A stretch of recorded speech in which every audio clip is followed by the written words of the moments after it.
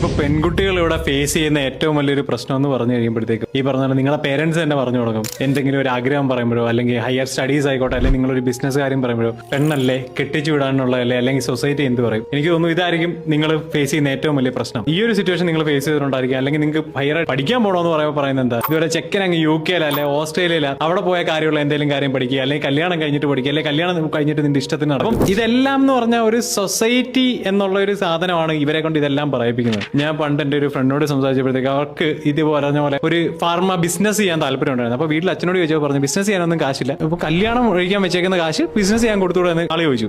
അപ്പൊ അപ്പോഴും പറഞ്ഞെന്ന് പറഞ്ഞാൽ ബിസിനസ് ചെയ്യാൻ നിന്നെ കൊണ്ട് പറ്റത്തില്ല, ആൾക്കാർ എന്ത് പറയും, നിനക്ക് അതിനുള്ള ബുദ്ധിയൊന്നുമില്ല. കാരണം എനിക്ക് സൊസൈറ്റിയെ ബോധിപ്പിക്കണമല്ലോ, അല്ലെങ്കിൽ നല്ലതായിട്ട് കല്യാണം നടത്തണം, അല്ലെങ്കിൽ കടം മേടിച്ചാണെങ്കിൽ ഈ പൈസ മുടക്കി നിന്റെ കല്യാണം നടത്തി എനിക്ക് സൊസൈറ്റിയെ ബോധിപ്പിക്കണം, ഞാൻ നന്നായിട്ട് എന്റെ മോളെ കെട്ടിച്ചു വിട്ടു. അതാണ് ഈ പേരൻസിന്റെ ഒരു കൺസേൺ. അല്ലാതെ മോളുടെ ഡ്രീം എന്താണെന്നുള്ളതായിരിക്കില്ല. ഈ പറഞ്ഞ എല്ലാ ഓപ്പർച്യൂണിറ്റീസും നിങ്ങൾ യൂസ് ചെയ്യുക എന്ന് തന്നെയാണ് ചെയ്യേണ്ടത്. കാരണം നിങ്ങൾ വർക്ക് ചെയ്തിട്ടുണ്ടെങ്കിൽ, നിങ്ങൾ ഹാർഡ് വർക്ക് ചെയ്തിട്ടുണ്ടെങ്കിൽ നിങ്ങൾക്ക് ഈസി ആയിട്ട് പറ്റും. അത് ട്രേഡിംഗ് ആയിക്കോട്ടെ, കോണ്ടന്റ് ക്രിയേഷൻ ആയിക്കോട്ടെ, ബിസിനസ് ആയിക്കോട്ടെ, അല്ലെങ്കിൽ എന്തും ആയിക്കോട്ടെ, നിങ്ങൾക്ക് പറ്റാത്തതായിട്ട് ഒന്നുമില്ല. അപ്പം ധൈര്യമായിട്ട് ചെയ്യുക. Believe in your instincts.